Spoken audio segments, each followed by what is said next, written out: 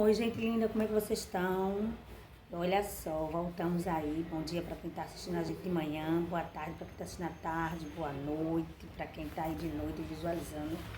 Olha só, pega aí o teu livro de geografia e vamos abrir na página 28 para a gente começar um assunto novo. Lembra, no último assunto a gente falou sobre migração foi até 2010, não foi?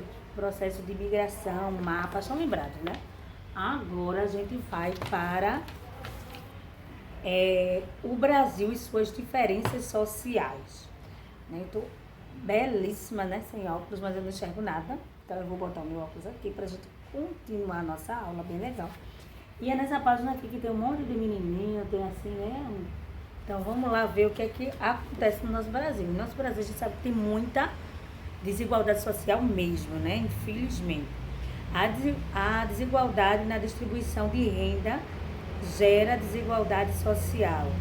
O Brasil e suas diferenças sociais. E o que é isso, professora? Desigualdade nas distribuições de renda gera desigualdade social. O que é isso? Vamos ver um pouquinho sobre isso. Então, olha só, no Brasil, a distribuição de renda entre a população é feita de modo desigual. Isso quer dizer que em nosso país, a maior parte da renda fica concentrada em uma pequena parcela da população, ou seja, poucas pessoas ficam com a maior parte de renda.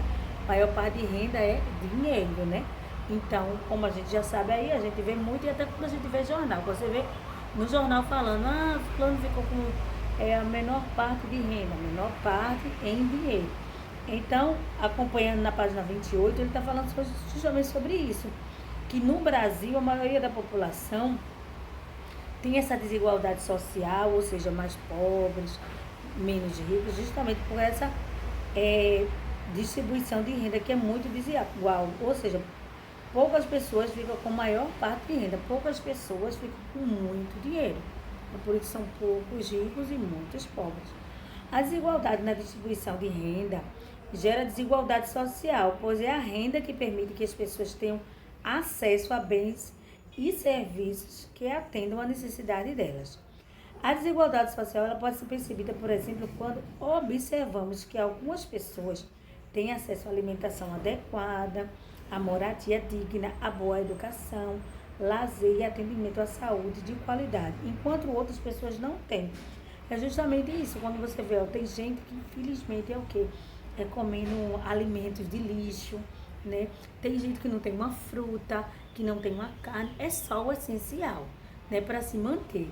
Justamente essa desigualdade de renda faz com que as pessoas não tenham muito para poder se sustentar.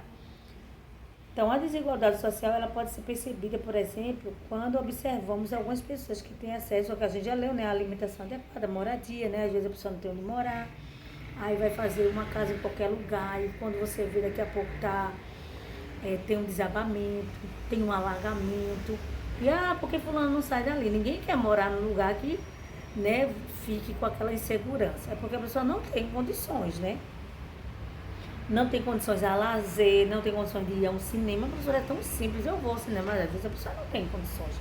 Não tem condições de ir para um parque, né, um parque aquático, né? Então, é diferente, é justamente essa diferença de renda. Atendimento à saúde, mas todo mundo tem direito à saúde pública, sim, mas muitas vezes não é de qualidade, muitas vezes demora muito na fila e a pessoa está doente e precisa ser atendido rápido, aí vai ser marcado daqui a 2, 3 meses, certo? Aí alguns têm plano de saúde porque pode pagar, às vezes nem pode, mas se esforça, e outros não, aí vai ficar aguardando e ficando doente. Então, imagine que um bolo inteiro representa uma renda nacional. Observe nas indicações dessa página que metade do bolo será distribuída entre pouquíssimas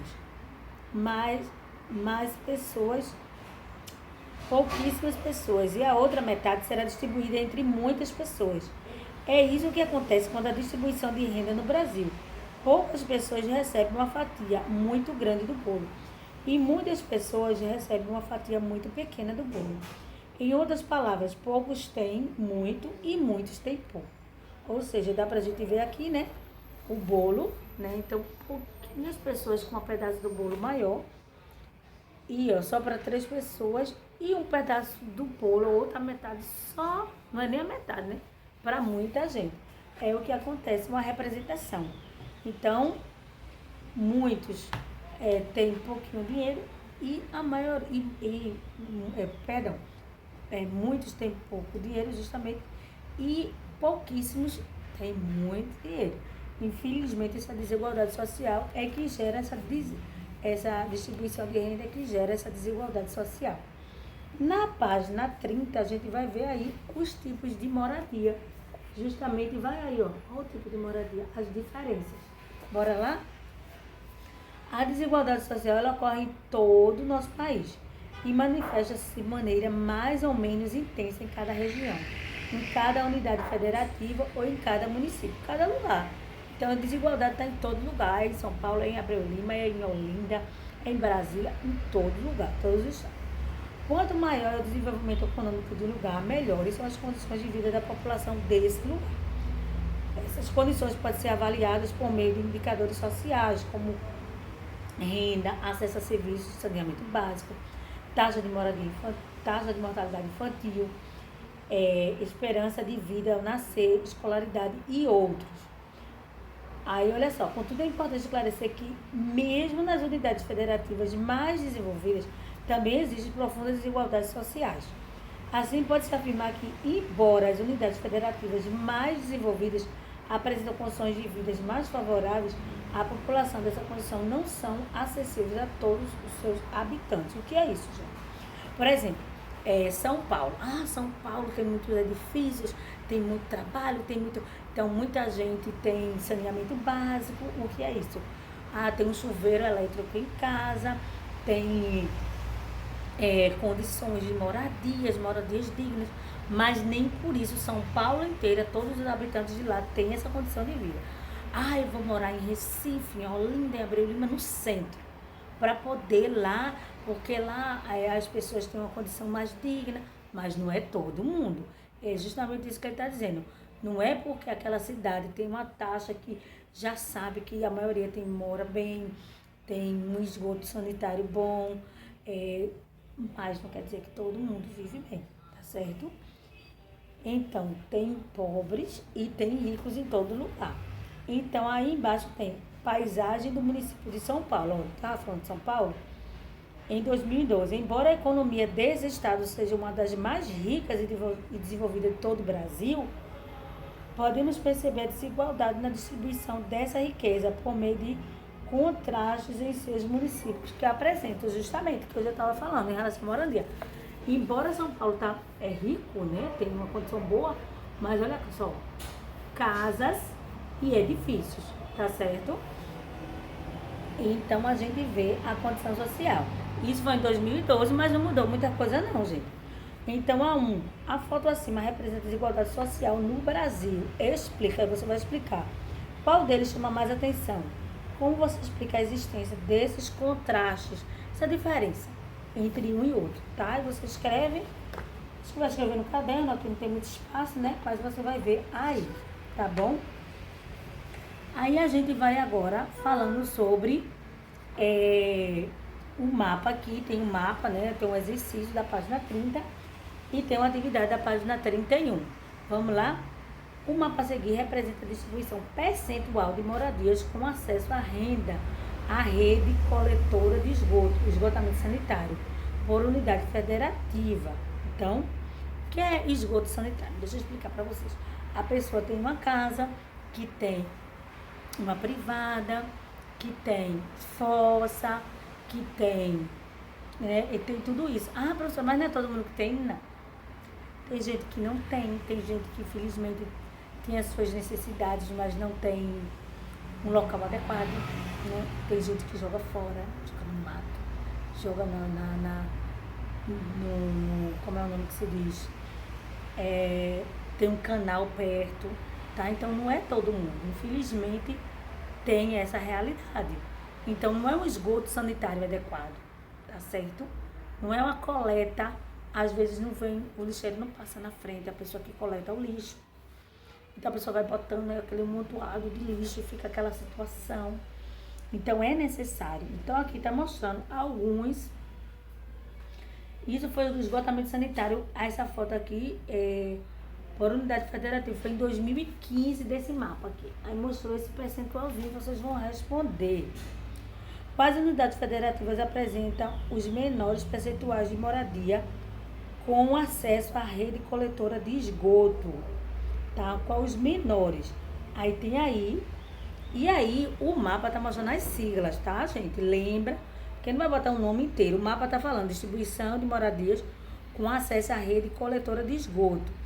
Certo? Então tem de 2 a 8%, tem de 8,1 a 20%. Então a menor tá em 2 a 8%, né? Aí tem aí a cor, você vai pela corzinha e a cor tá mostrando justamente o local que é menor. A cor mais forte está mostrando o local que tem mais esgoto, tem, né, moradia adequada. Então você vai lá e tem por sigla. Lembra que a gente já estudou do mapa as siglas? Aí tem CE, que é Ceará, PE, Pernambuco, AC, que é Acre, tá? Então você vai lá olhando. E aí você vai colocando no caderno, ou no livro mesmo dá, mas se você botou na sigla, tá certo? E na letra B, quais as unidades federativas apresentam maiores percentuais de moradias com acesso à rede coletora de esgoto em 2015? Aí já é maior, né? Qual a taxa percentual de moradia com acesso à rede coletora de esgoto na unidade federativa onde você vive? Aí você vai ter que procurar e vai ter que pesquisar no Google, tá? Se você mora em Recife, aí você vai lá, procura o percentual. Se você mora em Abreu Lima, Olinda, aí você vai lá e procura lá e bota lá o percentual. É importante que as moradias tenham acesso à rede coletora de esgoto, por quê?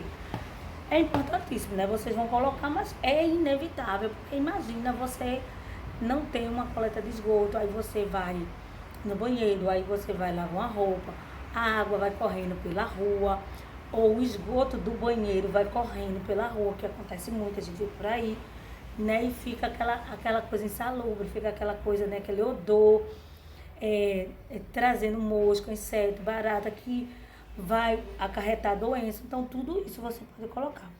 E, sua opinião, o que deve ser feito para aumentar a quantidade de moradias com acesso à rede coletora de esgoto? Vai lá e pesquisa, hein? Você sabe que aí a gente vai falar de cidadania. O voto é muito importante.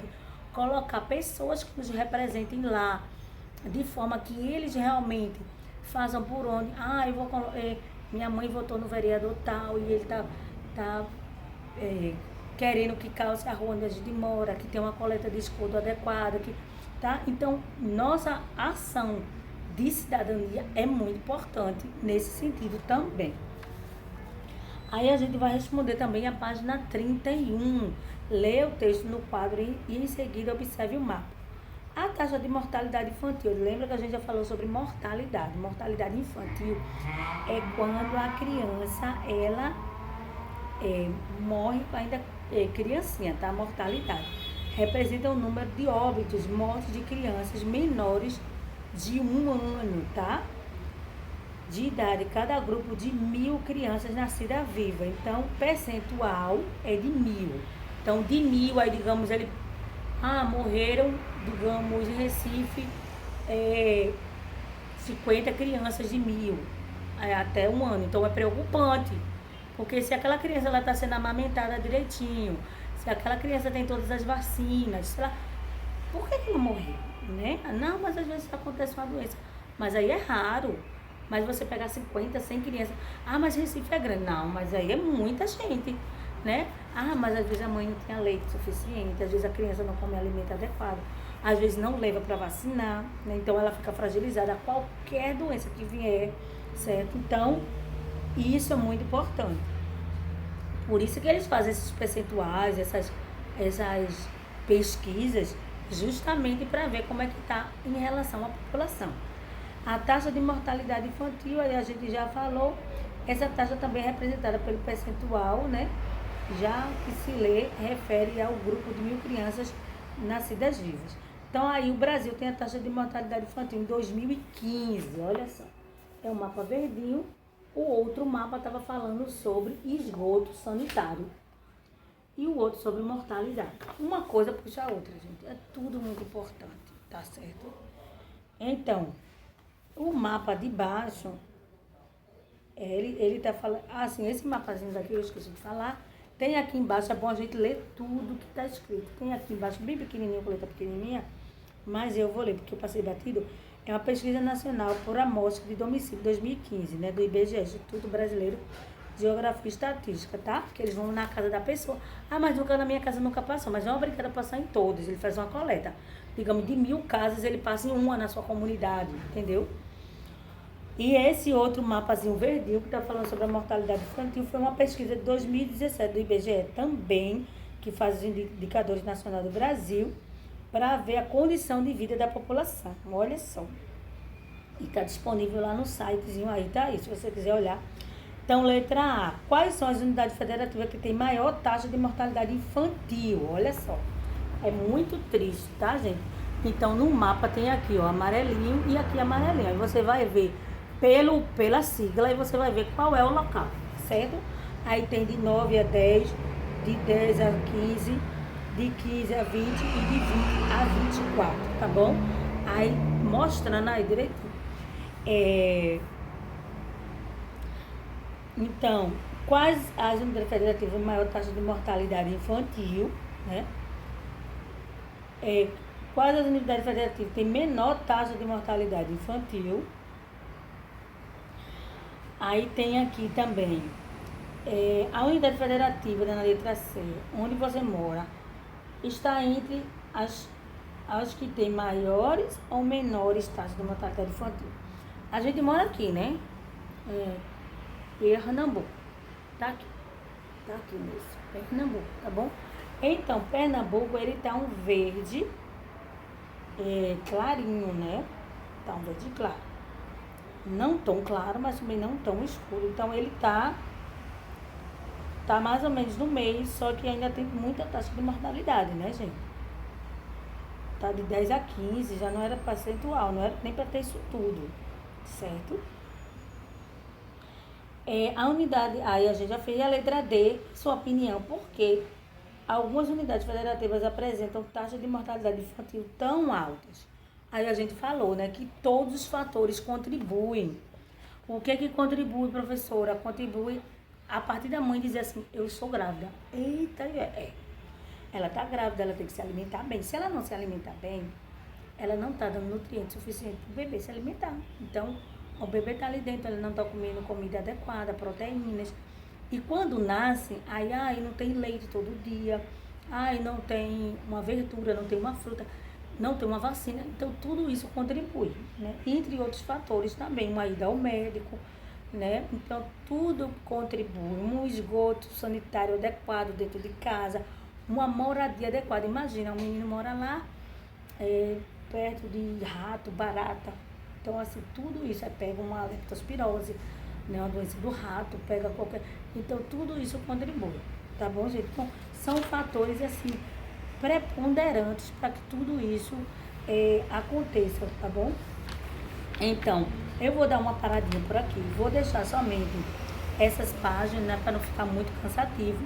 Na próxima aula de geografia, a gente vai falar ainda bastante sobre a desigualdade, o Brasil e suas diferenças sociais, essas desigualdades sociais. Aí a gente ainda vai falar ainda na próxima aula essas páginazinhas, medindo a desigualdade social e a renda do Brasil, vai falar sobre dinheiro, quem recebe mais, quem recebe menos, desigualdade entre grupos de negros e brancos. Tem isso ainda, professora? Infelizmente ainda tem muito, tá? E a gente vai falar sobre educação, para poder a gente dar uma parada depois e fazer o exercício lá. Hoje não. Aí tem muita coisa. Vai falar também sobre desemprego, para entrar sobre uma sociedade mais justa, que é o que a gente está precisando. Uma sociedade com menos injustiça, com tantas pessoas precisando e poucas pessoas que têm tudo, né? Que é muito triste. Para depois, lá na frente, a gente falar sobre a organização brasileira. Tá bom? Então, ficamos por aqui.